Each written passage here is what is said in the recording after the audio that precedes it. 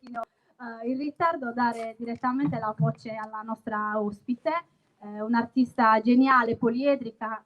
Io penso che non vediate l'ora di sentirla, va bene? Allora do direttamente la parola ad Aldo e buona serata a tutti.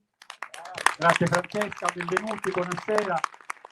C'è anche Gianni Tetti, dai, un applauso a Gianni Tetti che ci aiuta a chiacchierare del romanzo di Sabina Guzzanti. Solo per dirvi che questo appuntamento è dentro il Festival Entula, che è un festival itinerante che toccherà una trentina di paesi e città della Sardegna. Volete mettervi davanti? Okay. Possiamo mettere anche le sedie. O le sedie davanti o ci sediamo sul tavolo. Come volete voi. Se no, se ci sediamo là dietro. Come volete voi, avevamo studiato tutta la scenografia. Allora, Vabbè, mettetevi sul tavolo. Solo per dire che il Festival Entula esiste grazie al contributo dell'assessorato regionale alla cultura e della Fondazione di Sardegna. Avete un questionario, se volete lasciarci anche la vostra mail per i prossimi appuntamenti, non solo a Ploaghe ma nei dintorni, così noi vi mandiamo le notizie dei prossimi appuntamenti, e anche se avete gradito per esempio il presentatore, la presentazione. per esempio. È tutto un po' lui la questione qua. E comunque, giustamente diceva Francesca, siete venuti per Sabina, quindi parola a Gianni e a Sabina. Grazie.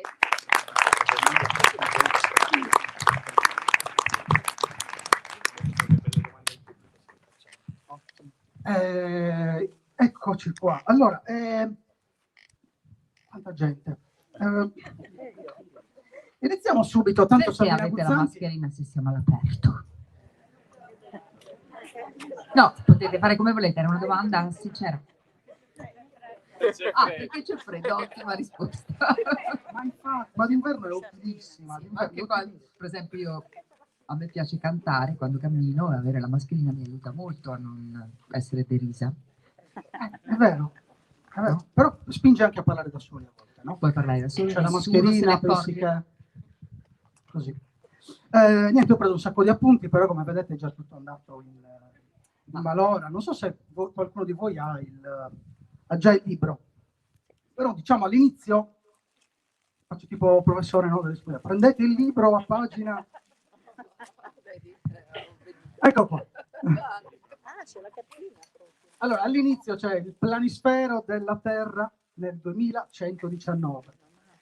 Del libro, immagino che lo sappiate, 2119, la disfatta di Sapiens. Questa è la copertina che c'è sotto, no? Come si chiama tecnicamente non lo so, poi ce n'è un'altra. La sottocopertina, che a me piace moltissimo, quindi ve la voglio proporre. È un'idea del grafico che ha fatto autonomamente senza che nessuno gli abbia chiesto, zampette e Kalashnikov. Sembra è un motivetto decorativo che anche voi potete fare nelle vostre cucine. Sarebbe una carta da parati straordinaria. Sì. No? Quindi, ecco qua. La vedete questa cartina? Qui c'è il mondo. Allora, la prima cosa che ho fatto è controllare se c'era la Sardegna. Esatto. È rimasta? Non c'è. No, come no? Non è la Sardegna quella. Ma no, ci sono solo gli Appennini. No, quello sputacchio potrebbe essere qualsiasi cosa, non lo so, vabbè, ok, la Sardegna. È la Sardegna, noi ci rifuggeremo come abbiamo sempre fatto sui monti, come abbiamo fatto nelle invasioni romani, eccetera, eccetera, e rimaniamo. Però come vedete un po', qua di terra ce n'è poca. Ce n'è rimasta molto poca. Il silenzio, giustamente, no? Come mai? Perché questo perché è un po' tirato lì. Questo è un libro corale. Un libro corale, cioè in cui ci sono molti personaggi, ma c'è anche una coralità geografica. C'è tutto il mondo. Sì? Pronto? C'è tutto il mondo. Ma chi era?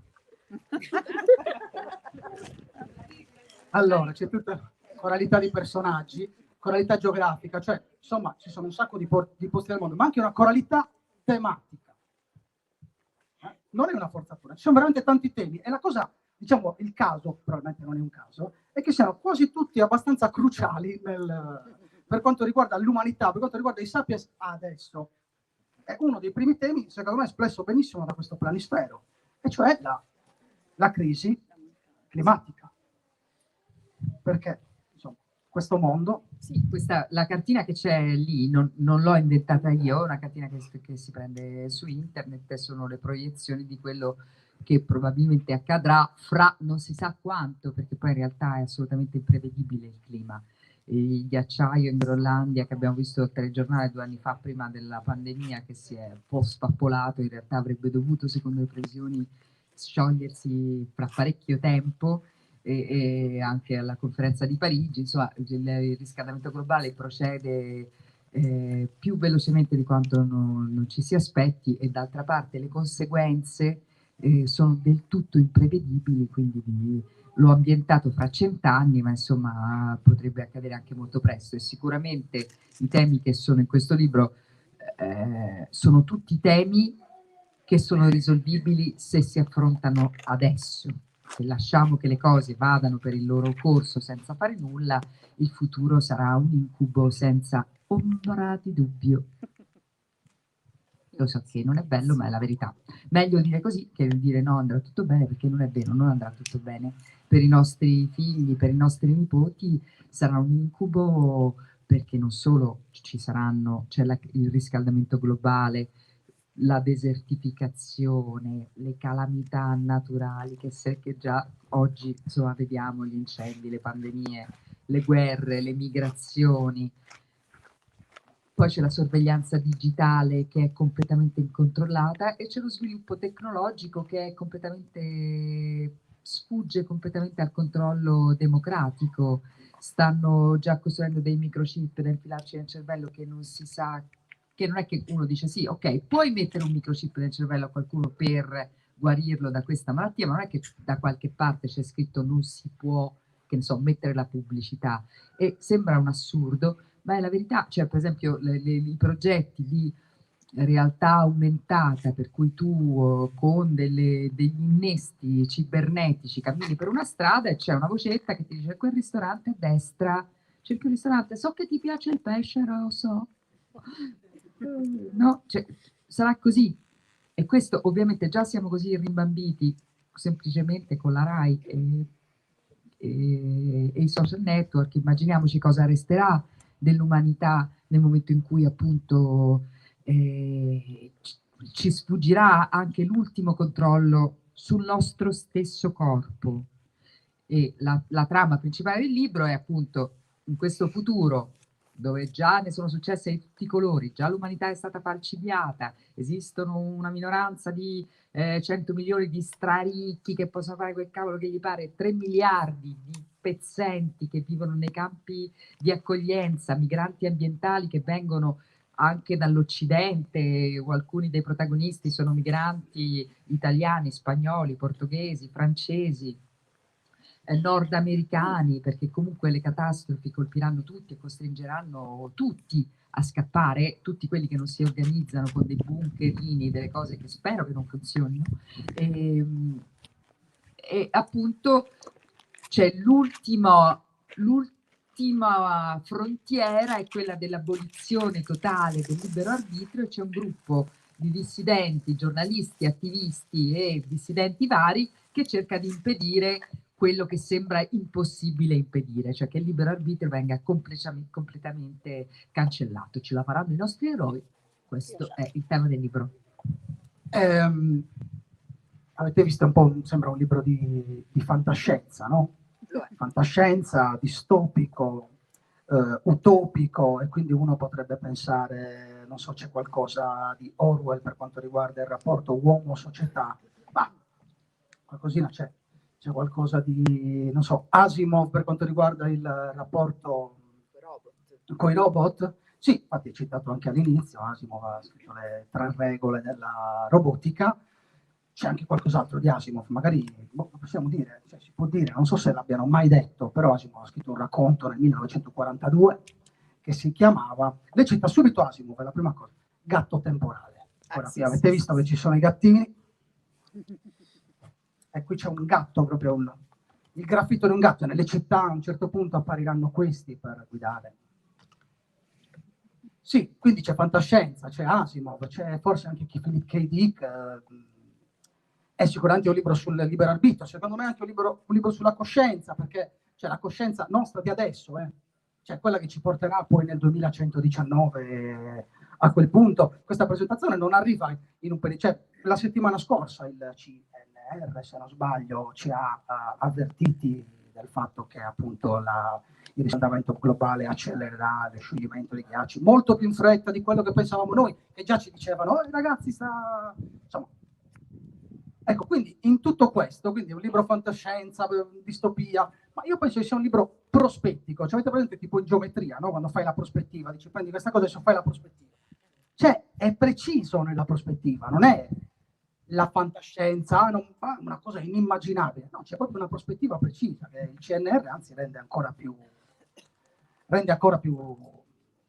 precisa. E in questo c'è anche un rapporto tra l'uomo e la tecnologia.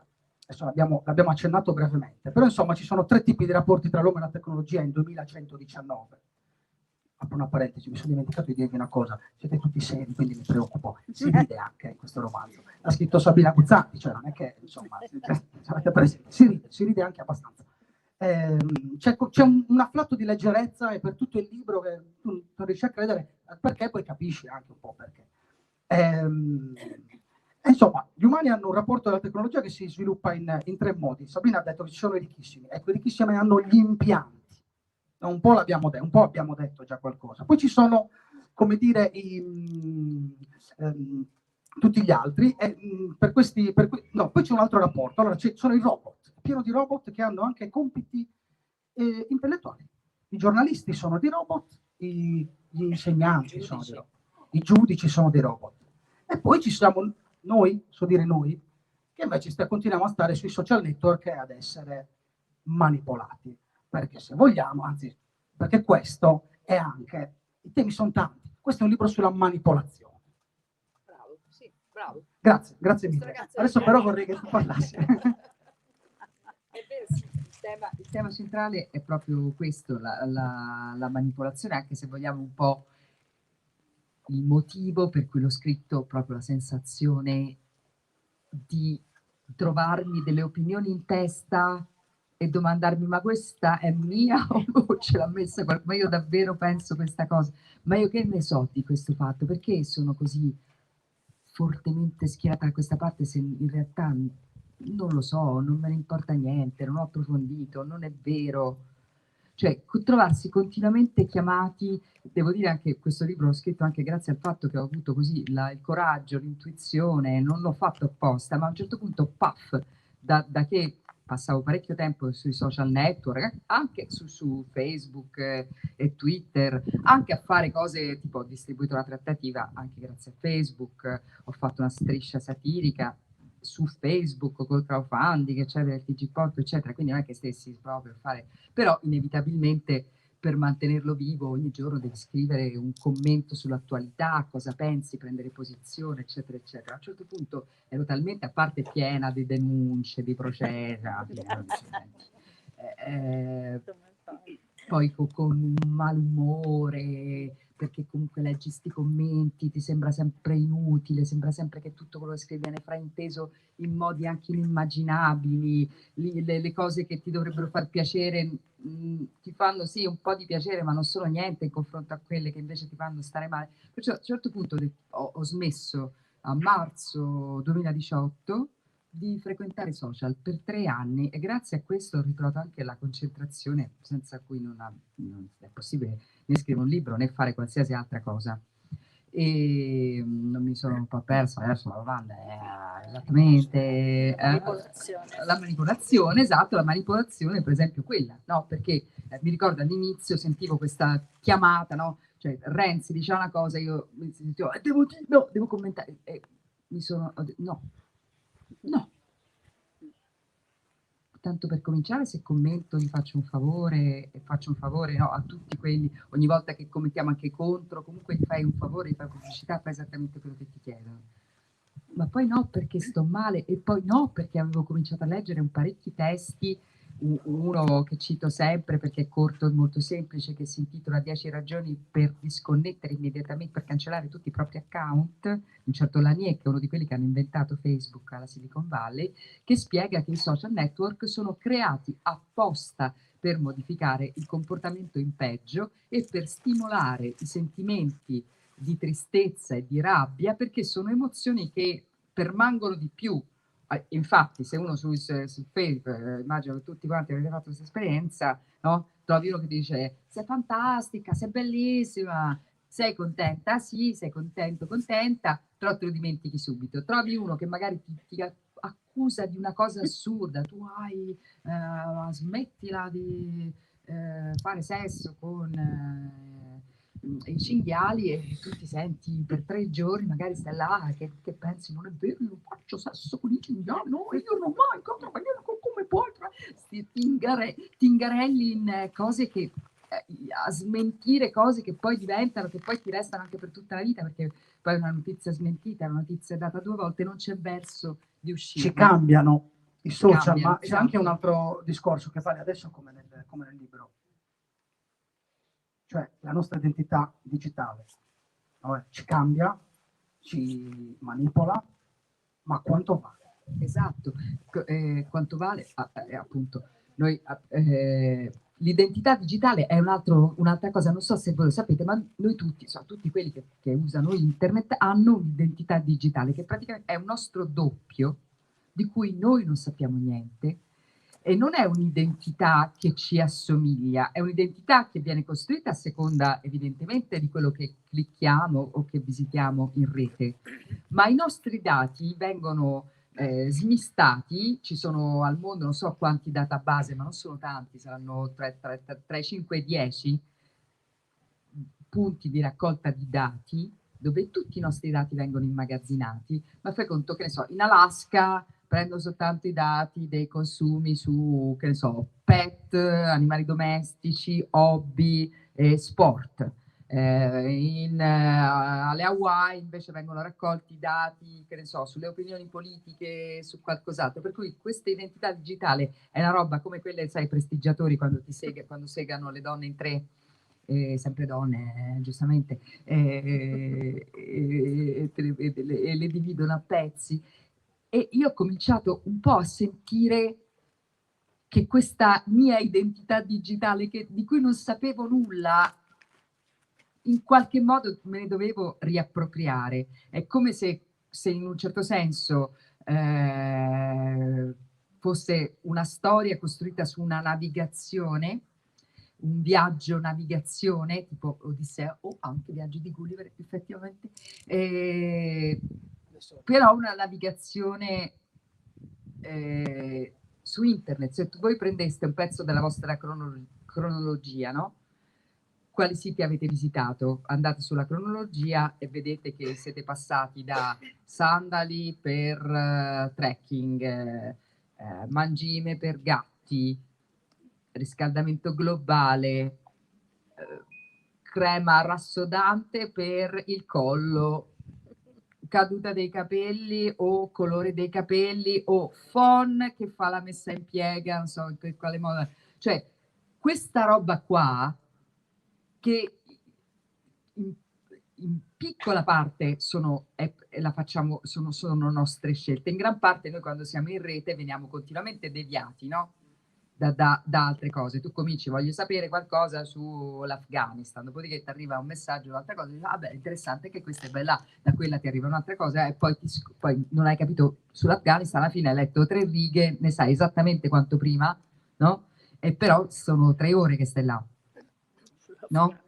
E però questa cosa in qualche modo costituisce una tua identità. Io ho come fatto un esperimento, cioè uno dei motivi per cui ho cominciato a scrivere questo racconto è stato che chissà se prendendo le voci di una cronologia, di una mia ipotetica navigazione, riesco a dargli un senso e quindi a riappropriarmene. E questo è un po' questo racconto che vedete, diciamo che è assai bizzarro sotto certi aspetti, nel senso che ne succedono di tutti i colori e succedono cose abbastanza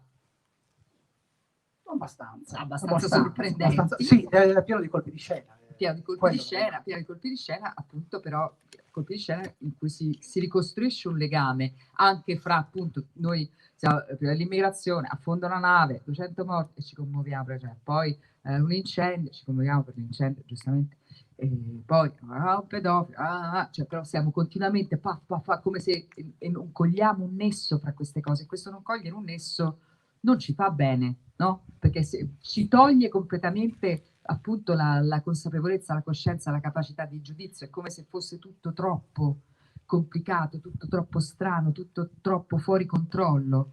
E a questo, tra l'altro, corrisponde una situazione politica in cui noi siamo sempre più estromessi, la nostra opinione conta sempre meno, facciamo un referendum sull'acqua, sì, vogliamo acqua pubblica, ok, privata, vogliamo abolire le centrali elettriche a carbone, ok, centrale elettrica a carbone, no, tutto così, votiamo quello perché faccia così e fa cos'ha e si allea con quell'altro, cioè è tutto, per cui alla fine no, ti viene, ci scoraggiamo, giustamente mi scoraggio pure io, ci scoraggiamo tutti, diciamo, beh, ok, ho capito, non conto niente, non sono, no, adesso passiamo al 5G.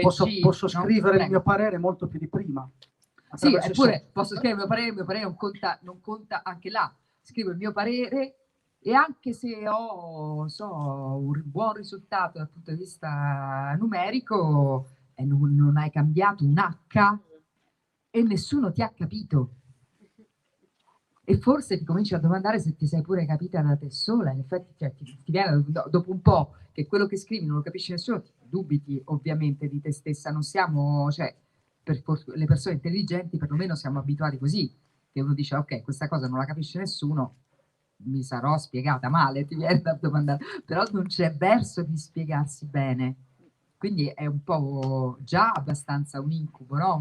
Cioè comunque viviamo in uno stato in cui c'è questo senso di, come dire, di angoscia, di inquietudine, di mistero un po' insolubile e quindi appunto di questi temi non si parla mai, eppure insomma sono alle porte, ci cambieranno la nostra vita, appunto sta arrivando il 5G, a momenti arriva sto cavolo 5G, che è una cosa che è fatta per prepararci al fatto che noi parleremo con la lavatrice, che parlerà con lo scaldabagno, che dirà al forno c'è già Alexa. Cosa dobbiamo mangiare? Alexa, Avete detto buongiorno Alexa stamattina?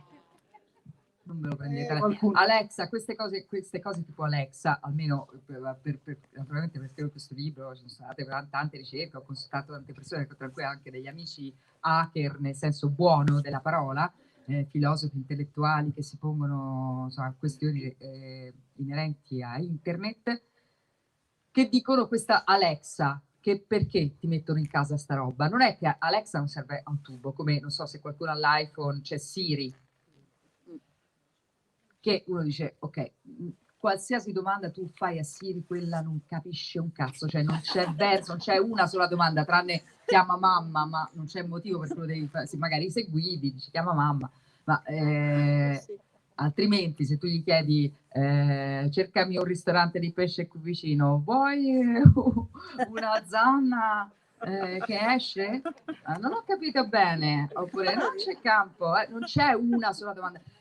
Come Alexa mi dicono, non ce l'ho, nemmai me lo comprerò, ma è una cosa che serve ad addestrarci a parlare con le macchine, a creare quel rapporto di familiarità, perché poi il rapporto col computer e la Apple in questo è maestra, giocano sempre, la mettono sempre sul piano della, in gergo gli intellettuali del campo la chiamano gamizzazione, da game, rendere gioco, trasformare in gioco qualsiasi cosa, per cui noi che siamo tutto sommato degli scimpanzé, ricordiamoci, siamo giocherelloni, sapiens, siamo autodefiniti sapiens, dagli alberi siamo scesi, e siamo giocherelloni di natura, e come hanno scapito i pubblicitari parecchio tempo fa, qualsiasi cosa viene trasformata appunto in un gioco, e trasformata in un gioco noi come qualsiasi, tanti animali ci ingarelliamo. e la prendiamo come una cosa carina, e poi le grafiche sono carine, è tutto carino, è tutto dolce, è tutto friendly, è tutto familiare, è tutto amichevole, no? E questo serve affinché poi cominciamo appunto ad avere questo rapporto con le macchine sempre più intenso, e queste smart cose non fanno altro che estrarre da noi dei dati che poi vengono venduti a terzi. Per quale motivo? Fino a poco tempo fa tutti quanti ingenuamente pensavamo, certo, che bravi che sono stati Zuckerberg, quelli di Google, quelli di Amazon, che geni, sono diventati stramiliardari in così poco tempo, perché sono bravi, hanno venduto un sacco di pubblicità, ma le loro ricchezze non vengono dalla pubblicità, abbiamo capito ormai. Definitivamente le loro ricchezze vengono solo ed esclusivamente dalla vendita dei nostri dati personali, dal fatto che possono essere usati in miliardi di modi diversi, e comunque vengono utilizzati a scopo di profitto, perché sono in grado di predire quello che faremo e di comunicarlo a chiunque voglia sfruttarci economicamente e farci spendere dei soldi di qua e di là. No? A questo servono, per questo sono ricchi e per questo sono appena sotto le multinazionali del petrolio, e presto le supereranno, anche perché speriamo presto di superare anche noi il petrolio. Sì, almeno quello. Abbiamo parlato di fantascienza, eccetera. Non so se ho già detto che è un romanzo di avventura per me. Non l'ho detto, allora lo volevo dire, a lei l'ho detto in macchina, quindi sa già tutto. Di cos'è il suo romanzo, gli ho spiegato poi cos'è. È un romanzo di avventura, e come tutti i romanzi di avventura ci sono gli eroi. Un po' l'ha accennato Sabina prima. C'è abbiamo detto che è un romanzo corale, non poteva che esserci un personaggio corale, è una redazione. La redazione di un giornale si chiama Olli. Scoprirete anche perché poi si chiama solo Olli. Questi sono intanto gli unici giornalisti umani nel mondo, sono gli unici giornalisti umani, quindi diciamo hanno ancora il pregio di pensare con la loro testa. Come tutti gli esseri umani poi hanno pregi e difetti, ognuno di loro, insomma, è proprio la redazione di un giornale. Cosa succede? Questa redazione di Olli a un certo punto stiamo parlando di manipolazione, deve fondamentalmente salvare l'umanità. E come può farlo? Questa è una cosa che mi ha divertito molto. Rinunciando a tutte quelle comodità tecnologiche. Apriamo una parentesi, non è solo negativa in questo libro la tecnologia, c'è una cosa bellissima, c'è una palla grandissima, bianca, credo bianca, immaginata bianca. Puoi averla bianca. Grazie. Madreperla, c'è una cosa, capito, no? Che va, non so, tu vuoi mangiare sushi, andiamo a mangiarci su, andiamo a Tokyo in 5-10 minuti, forse di meno. Solo però i ricchissimi ce l'hanno, solo i ricchissimi, è vero, questo non c'ho. Vabbè, io ho sognato, era una cosa bella, mi metteva proprio tranquillità questa cosa. Adesso hai visto, vai, prendi la palla e vai prese la palla e andò a Pechino, bellissimo. I ricchi si chiamano crème. La crema.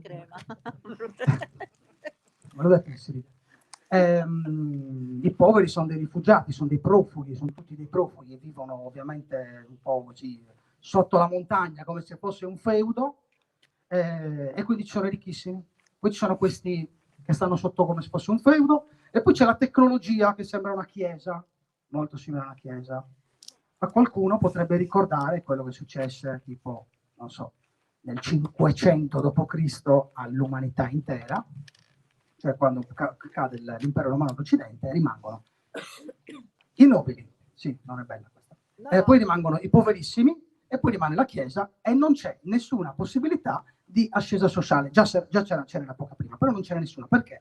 Perché in questo romanzo le cose devono rimanere cristallizzate, cioè c'è una serie di leggi, di accordi, di parametri, per cui se sei povero devi rimanere povero per tutta la vita e zii, non ti puoi lamentare. Se sei ricco sei molto felice perché lo rimarrai per sempre.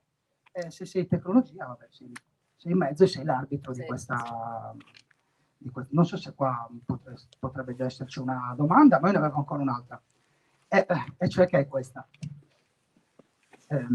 In questa redazione di Olli, di questo giornale, c'è un personaggio, e io non so perché ci ho rivisto anche un po' proprio te, che è Tess.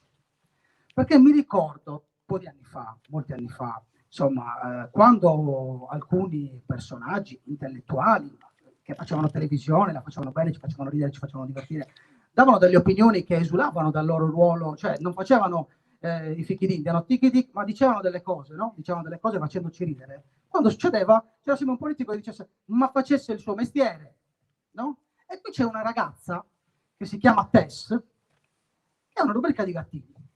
Una rubrica, cioè, che fa vedere i gattini, che è la rubrica più importante di questo giornale. Più cliccata, sì, perché poi, ecco, io sto ancora parlando, è una web popolare, rivista, ecco, più popolare di questa web rivista, e ci sono i gattini, ma lei, Tess, sa, crede, è convinta che sia un gesto politico quello che fa. Ma per caso c'è qualcosa che ha a che fare anche con te personalmente? Perché secondo me qua è pieno di biografia, poi non lo so, ce lo vuoi spiegare?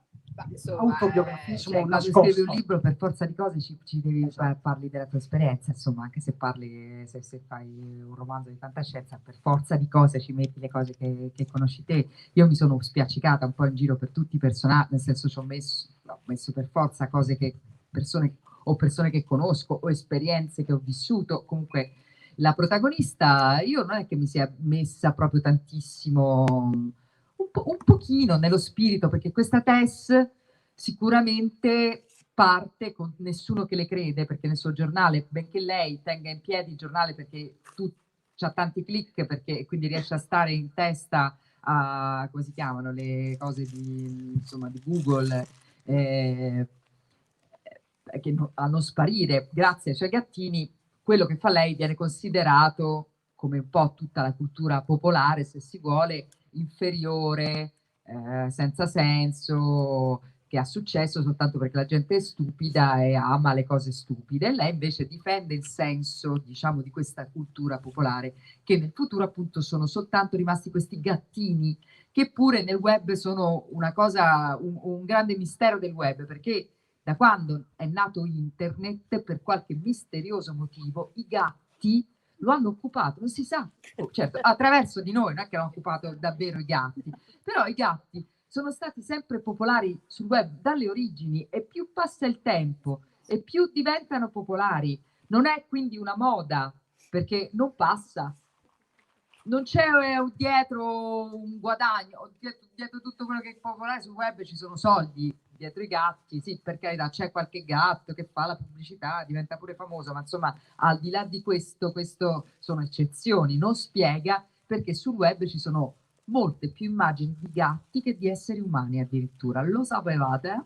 E quindi ho ipotizzato che nel futuro questo fenomeno continuasse a crescere. I gatti, secondo Tess, sono in un momento in cui la libertà di scelta, la libertà, anche la consapevolezza di sapere io sono, e quindi di poter scegliere proprio dicendo, cioè anche la capacità di attenzione che ci stanno togliendo, che sta prima di qualsiasi scelta. I gatti invece per gli esseri umani rappresentano proprio questa libertà, proiettiamo nei gatti questa libertà, perché un gatto è come se facesse in ogni istante quello che gli frulla per la testa, salta, si gratta all'improvviso l'orecchio, si addormenta all'improvviso, si risveglia, insegue una mosca, si stanca, sbadiglia, va a mangiare, si lecca una zampa, è come se fosse tutt'anima, come se non ci fosse nessun tipo di filtro, e la morbidezza del suo corpo, la sua agilità è anche lo specchio di questa, come dire, libertà mentale, ed è, essendo domestico, tutti gli animali sicuramente hanno questa, anche noi in teoria potremmo avercela, questa capacità, ma i gatti che ci stanno a casa ci ricordano anche come potremmo essere. Quindi questo è il motivo per cui Tess pensa che i gatti possano, non sa nemmeno lei come, fare breccia, essere uno strumento di liberazione. Nessuno le crede, ma. Poi fantastici gatti quando d'estate, in questo periodo, cambiano il pelo, che meraviglia, veramente adorabili, ne ho 2, quindi li adoro. Sì. Per il divano. Ogni volta che passo al corridoio ne insulto uno, mandarino zero.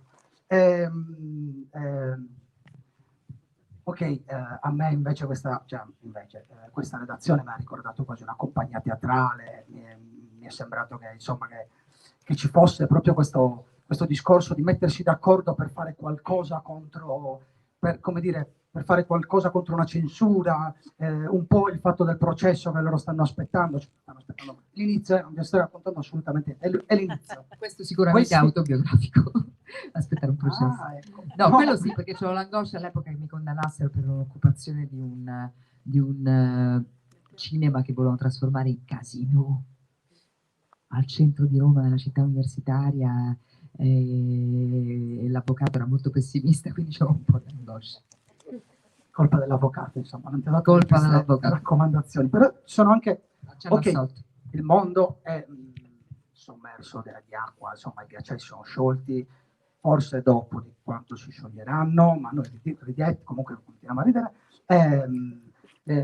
C'è una società assolutamente bloccata dove ricchissimi sono rifugiati in questi bunker, noi speriamo che in realtà l'acqua entri anche dentro i bunker, ci sono i poverissimi, c'è la tecnologia che ovviamente è appannaggio solo dei ricchi, noi possiamo usare solo i social, ci sono questi eroi che insomma cercano in qualche modo di salvare il mondo, ma come? All'inizio come? Semplicemente cercando di avvertirci che la tecnologia ci manipola, attenzione, 2119, mica 2021. Adesso diciamo la notizia sarebbe clamorosa, ma nel 2119 sembra che si possa accettare una manipolazione diretta del 45%. E quindi loro vogliono dire, ci manipola più del 45%. E loro, insomma, la gente accetta di essere manipolata in maniera diretta del 45%. Adesso non lo so, forse noi può darsi che siamo manipolati ancora di più. Ma volevo citare un altro personaggio, che c'è un personaggio collettivo sempre, no? Sono i bambini. Ci sono dei bambini che hanno un ruolo, secondo me, importantissimo nel libro, quasi devo dire, oltre ad essere divertenti, sono cruciali. No? Sì. E niente, anche in questo io ho trovato un significato anche nella nostra società. Qua bambini ce ne sono pochi adesso, e secondo me noi dei bambini un po', a parte dei nostri nipotini, figli, eccetera, un po', non so quanto ci interessa, dico, per il futuro che stiamo dando. Per fortuna, insomma, si muovono loro. Quel movimento di Friday for Future a me dà molta fiducia, perché appunto poi sono resi conto che questi argomenti riguardano loro, che noi ce ne infischiamo noi, in senso, insomma, e giustamente sono scesi in piazza e spero che riprendano presto. Anzi, il 24 settembre mi avevo sentito dire che c'è una nuova manifestazione di Friday for Future. E c'è la DAD. C'è già la DAD.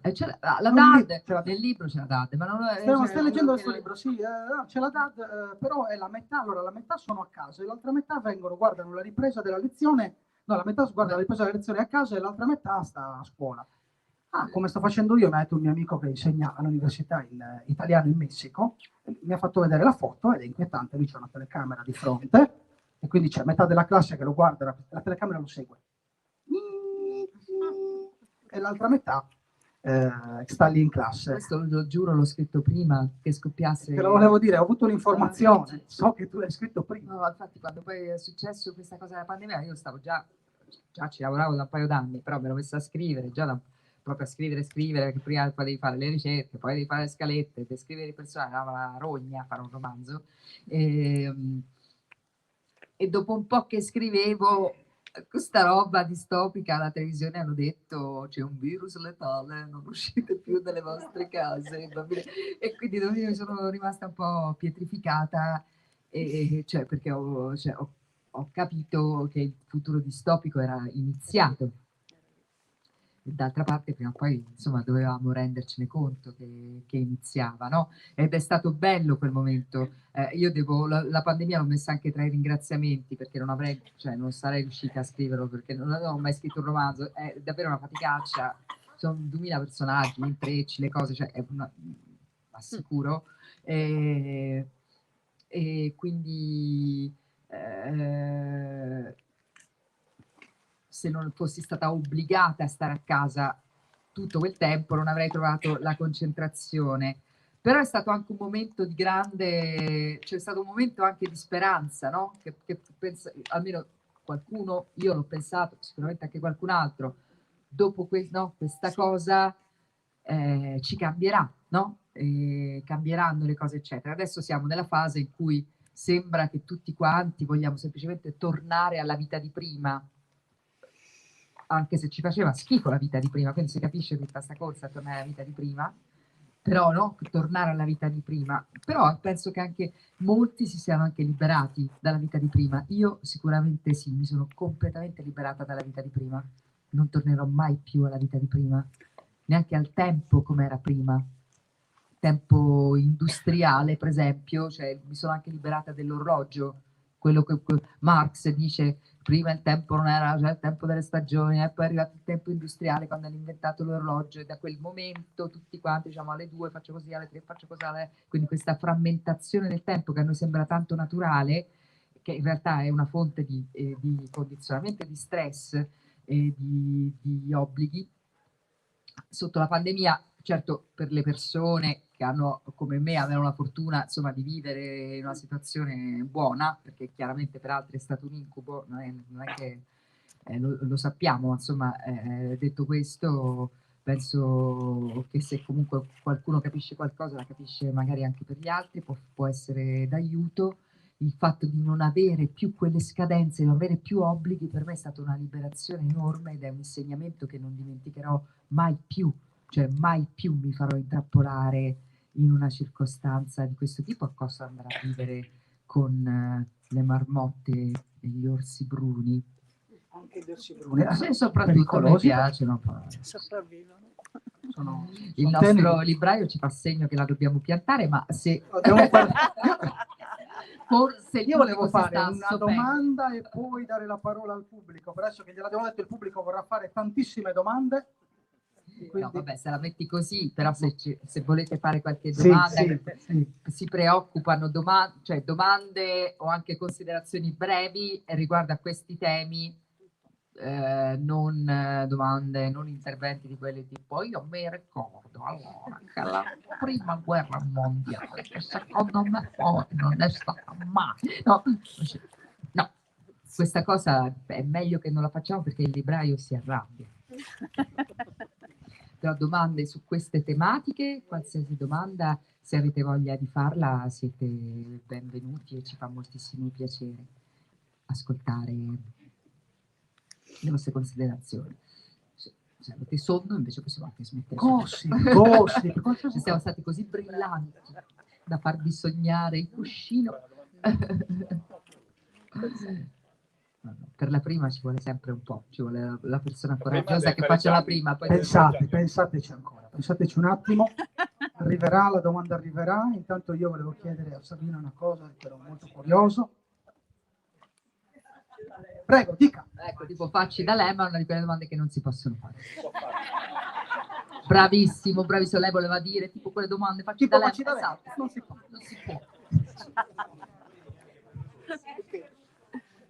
E io invece volevo chiedere un'altra cosa, che forse addirittura è legata anche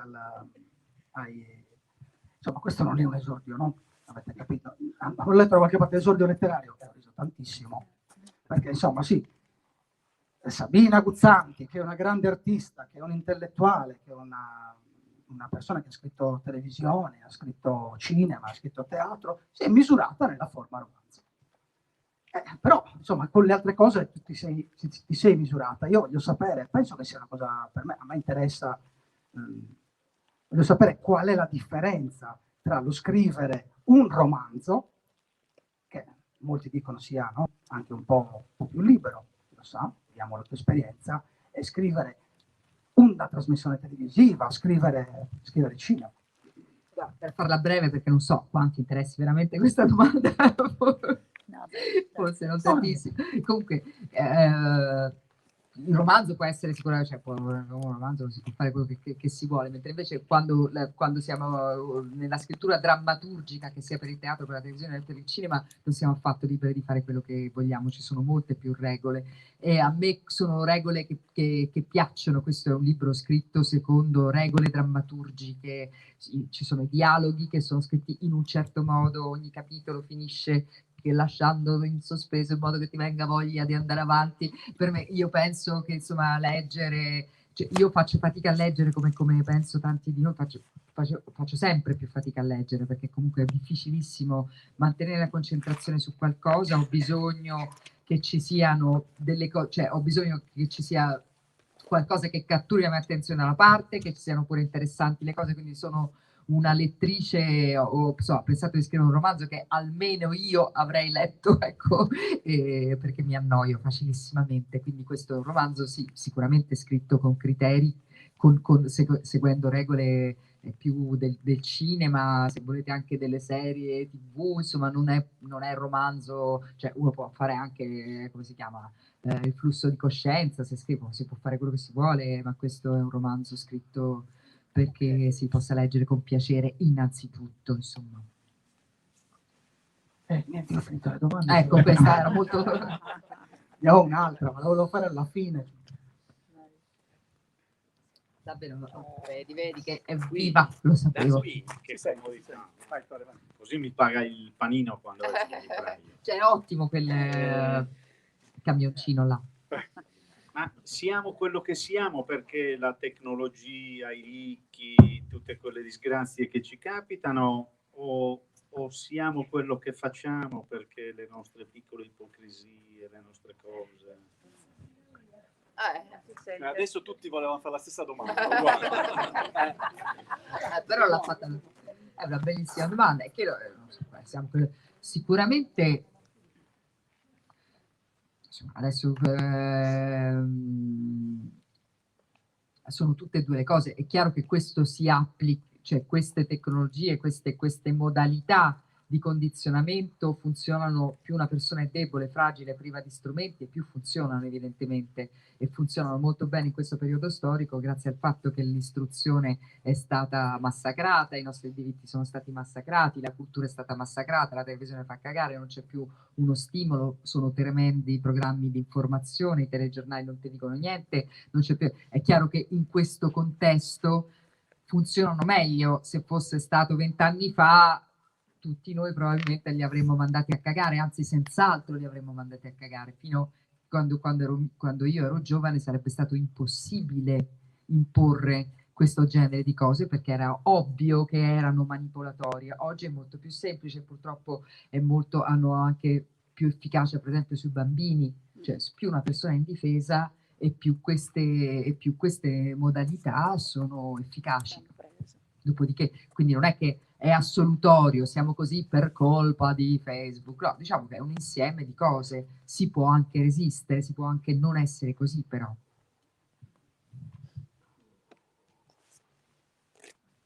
Sì, va bene, si può fare.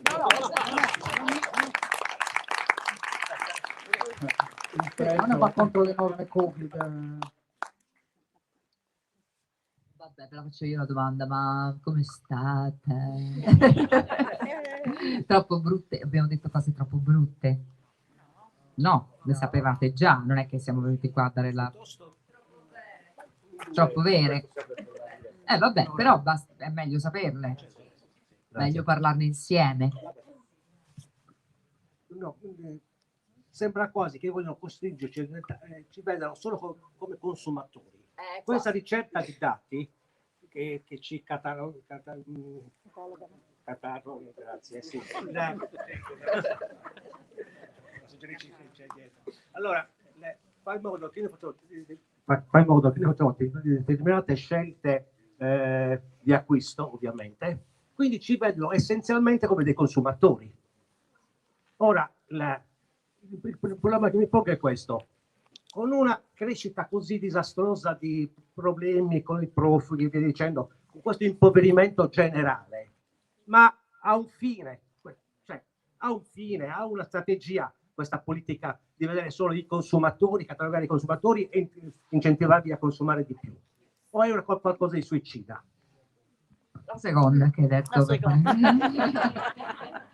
È una cosa suicida, è un meccanismo suicida, cioè appunto il complottismo tende a vedere appunto la strategia, però diventi pazzo se ti pazza, se ti metti a trovare una strategia, perché probabilmente le singole imprese come strategia hanno quella del profitto, lo sappiamo. Le multinazionali, oltretutto, che sono state riconosciute come individui giuridici e che sopravvivono agli esseri umani che le dirigono, e sono degli organismi ormai indipendenti. Cioè se il capo di Amazon, ammesso che abbia un capo, non ce n'ha più di uno, decidesse all'improvviso di dire basta con questa mondezza, facciamo un'altra cosa, sarebbe lui a morire, non Amazon, sarebbe lui ad andarsene, non Amazon a cambiare.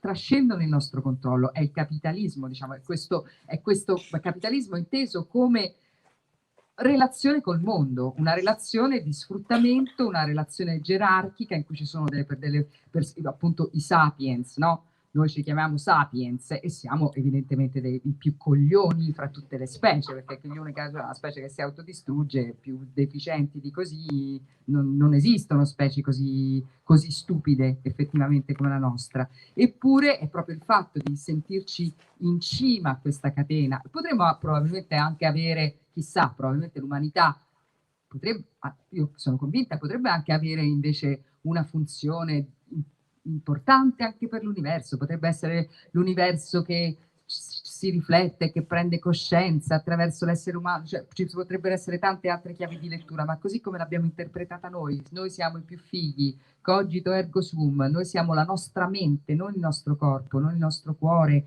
non quello che sentiamo, ma per il fatto, ma sta chiacchiera continuamente che abbiamo in testa, che è estremamente superficiale e che legge tutto in un modo così noioso. Io sono più bravo, sono più intelligente, quindi mi merito di più, quindi io faccio così, quindi io faccio una cosa perché posso farla.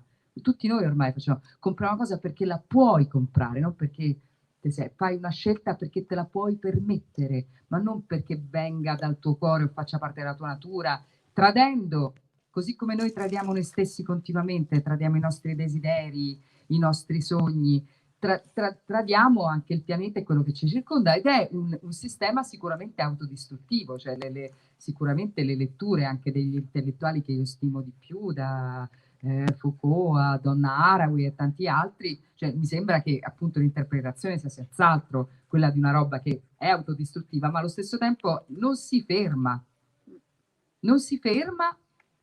ma secondo me invece può, cioè ognuno di noi, tanto per cominciare, può vivere in un altro modo, che non significa butta la plastica nella cosa della plastica, se tu puoi fare la differenza, se tu no, non è vero, non puoi fare la differenza, tu puoi buttare, fare la differenziata, bravissimo, cioè, va fatto, per carità, eccetera, ma non cambia assolutamente un cazzo perché non dipende da quello.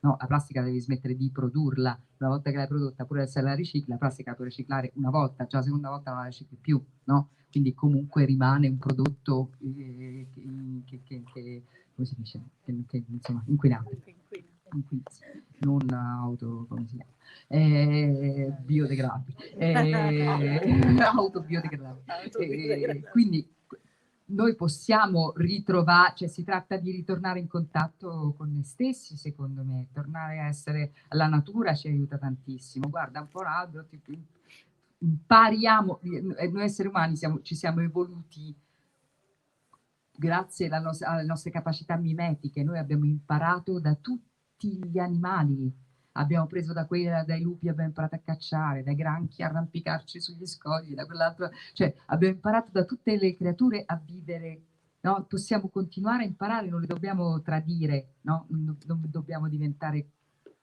così schifosi che dopo aver imparato le distruggiamo, possiamo vivere senz'altro in un altro modo. Dopodiché non dobbiamo pensare che la soluzione debba necessariamente venire da noi. Un pensiero che mi aiuta è quello di sapere che, per esempio, noi umani, cioè il mito della caverna di Platone, noi vediamo la realtà come riflessa in uno specchio, noi leggiamo le cose sempre al contrario, tant'è che appunto ci sembra sempre che noi vediamo il mondo così come siamo noi, non siamo capaci di vedere noi stessi, vediamo il mondo negli altri e ognuno infatti interpreta la realtà a modo suo a seconda delle sue esperienze, eccetera. Noi ci sentiamo intelligenti, probabilmente è il mondo che è intelligente, è il pianeta che è intelligente, non siamo noi che siamo intelligenti, noi vediamo una proiezione non siamo noi quelli intelligenti. Secondo me dovremmo anche fare pace con questo fatto. Noi non siamo intelligenti. Non siamo intelligenti. Per esempio, internet o anche i discorsi che sentiamo fare in televisione. Il libraio si preoccupa, Aldo, tranquillo, tu sei intelligente.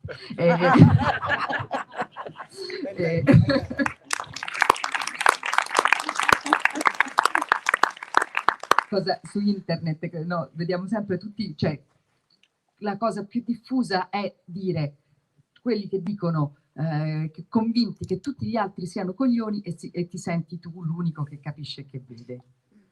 Però dico, a forza di vedere che tutti hanno questo tipo di percezione, cioè di sentire se stessi come gli unici che capiscono e vedono e tutti gli altri coglioni, non ti viene il dubbio che forse è statisticamente, forse sei anche tu un coglione. È bello anche essere coglioni, cioè, probabilmente vedendola così riusciamo anche a vivere meglio senza volere, no, essere noi quelli che portano una soluzione. Già, pensiamo ad essere quello che siamo, animali come siamo, insomma, a goderci la vita come se la godono tutte le altre creature quando non gli diamo fastidio noi. E questo secondo me probabilmente il pianeta, il sistema potrà trovare anche una soluzione alle nostre piccole, se non glielo impediamo. Se non glielo impediamo. Il pianeta Terra, per esempio, diverse volte ha salvato la vita che lei stessa ha creato, raffreddandosi o riscaldandosi quando ce n'era bisogno. Nessuno si spiega perché all'improvviso si è riscaldata o raffreddata. Non è che ci fosse un motivo esterno, ma se non l'avesse fatto la vita si sarebbe fermata. C'è un Nobel per la chimica che ha dimostrato che i minerali si autodeterminano, hanno un progetto, hanno una... Lei annuisce perché lo sa? L'ha sentita, vero? Anche io l'ho sentita, da dei professori di Harvard, spero che non dicesse una cazzata, comunque la fonte, esatto. No, quelli erano senz'altro stupidissimi, dei professori di Harvard, non so, queste università online l'avete mai fatta, una con una specie di foulard di Hermes, l'altro pelatino secco secco, diciamo queste cose molto strane, però stanno a Harvard, diciamo, speriamo il loro che sapessero quello che dicevano. Quindi se uno si va a prendere la cosa che dobbiamo fare, cerchiamo intanto di tornare, cioè cerchiamo di capire intanto tu che vuoi fare. Io faccio una fatica enorme a sapere io che voglio fare. Cioè, adesso sto un po' recuperando grazie alla quarantena, ma per un sacco di tempo, cioè, mi rendo conto di essere stata impelagata in non saper prendere decisioni anche semplici, proprio per non sapere io che voglio, no? Quando ci sono questa marea di scelte, di cose, eccetera, non sappiamo più che... Quindi, secondo me è una bella... riprendersi, esatto, tornare in sé proprio, tornare in sé, riprendersi innanzitutto la propria attenzione, perché è quella che ci rubano, la capacità di essere, no? Invece noi abbiamo sta capoccia che parla sempre e con cui ci identifichiamo, appunto, cogito ergo sum. No, noi non siamo perché pensiamo, noi siamo a prescindere. C'è gente che non pensa, ci sono poi chi lo sa, chi pensa o chi non pensa, cioè tutti siamo, no? Ed è questo che ci unisce, il fatto di essere, non il fatto di pensare. E poi dipende anche da come pensi, insomma. Ci sono tanti livelli di pensiero, certo. Però la chiacchiera, quella là, è sempre negativa. Allora quello che ho detto, allora io gli ho detto, allora quell'altra, allora sai la prossima volta che cosa gli dico, perché sai io non ho detto, allora tu l'altra volta, quando io ti ho chiesto quella cosa, allora tu non mi hai detto questa cosa qua che c'erano tutti in testa, che poi ti svegli alle 4 del mattino, tac, allora io mi ho poi appena ti risvegli la mattina presto ricomincia, ti lavi i denti, allora perché questo significa essere assenti, cioè tutto il tempo che noi passiamo prigionieri di questo genere di pensieri, poi c'è modo e modo, ci sono anche, ma noi siamo come in Matrix, come, cioè siamo dall'altra parte, il nostro corpo è in balia di altro, non siamo in noi e è in quel momento che possiamo essere presi da da qualunque altra esigenza, istanza e manipolazione. Il libraio vorrebbe che io firmassi le copie?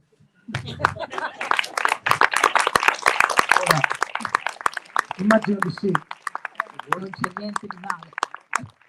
Allora, facciamo così. Chiudiamo perché c'è anche un po' di freddo. Sì. Chi vuole appunto può farti autografare le copie da Sabina. Io devo ringraziare ancora l'amministrazione comunale di Ploaghe. Tra l'altro abbiamo scoperto che in biblioteca, oltre a tante cose belle, si possono anche asciugare i capelli, quindi grazie per l'ospitalità. Continuate a frequentare una biblioteca così bella, c'è in pochi posti. Chi vuole può lasciare al banchetto anche i questionari. Grazie a Gianni Tetti, grazie a Sabina Guzzanti e a tutti voi. Grazie a voi, Buona grazie serata. ad Aldo, Gianni, grazie infinite.